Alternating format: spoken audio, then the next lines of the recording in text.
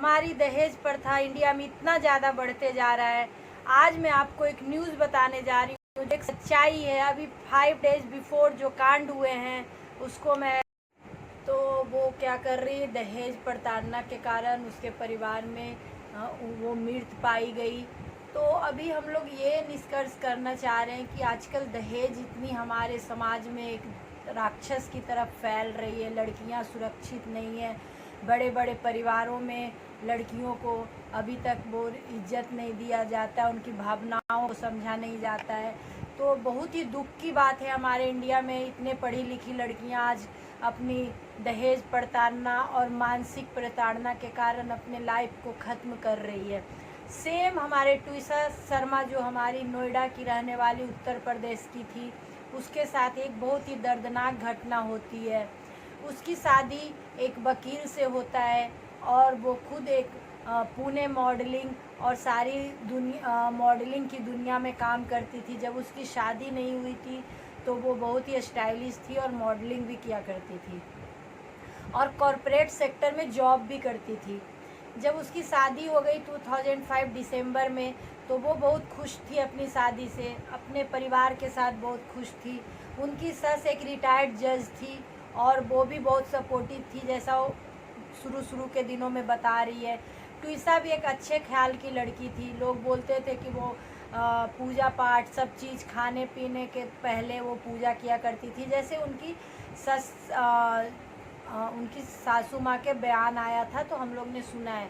तो ये सब थी, सारी अच्छी चल रही थी उसके साथ, लेकिन अचानक से पता नहीं उसकी लाइफ में क्या भूचाल मचे।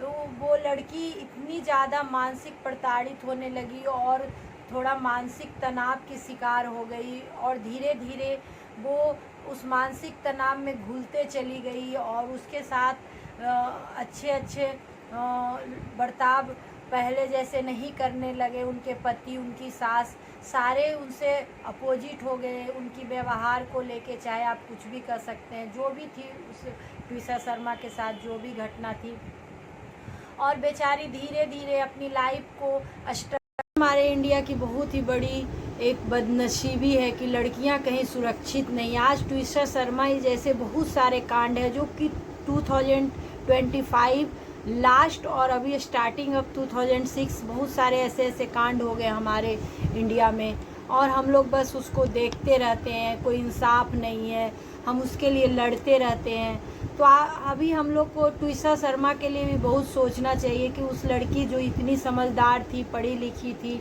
खुश मिजाज थी, शादी से पहले इतने सारे पुणे मिस अवार्ड जीत चुकी थी, मॉडलिंग की दुनिया में काम कर रही थी, इतनी एडवांस लड़की, और वो अपनी लाइफ को मात्र 5 महीने के अंदर ख़त्म कर लेती है। तो ये बहुत सोचने की बात है कि आज हम लोग सुरक्षित क्यों नहीं है अपने इंडिया में, और क्यों लड़कियां इतनी ज़्यादा सुसाइड और अटेम्प्ट कर रही है। तो मुझे यही कहना है कि इतने अच्छे परिवार में उसकी शादी हुई, इसकी सास रिटायर्ड जज थी और उनके हस्बैंड वकील थे, सारे अच्छे एजुकेटेड लोग थे, फिर भी ट्विसा के साथ इस तरह की कांड होना ये बहुत ही दर्दनीय घटना है। और ये हम लोग बस आपको प्रस्तुत कर रहे हैं जो हमने सुना है न्यूज़ के थ्रू, चाहे सोशल मीडिया के थ्रू। तो हमें जितना सारा नॉलेज मिला है, उनके पापा भी आर्मी से रिलेटेड थे और आर्मी के लोग इतने स्ट्रिक्ट और डाउन अर्थ होते हैं, वो हमेशा अच्छे संस्कार दे रहे होंगे अपनी लड़की को।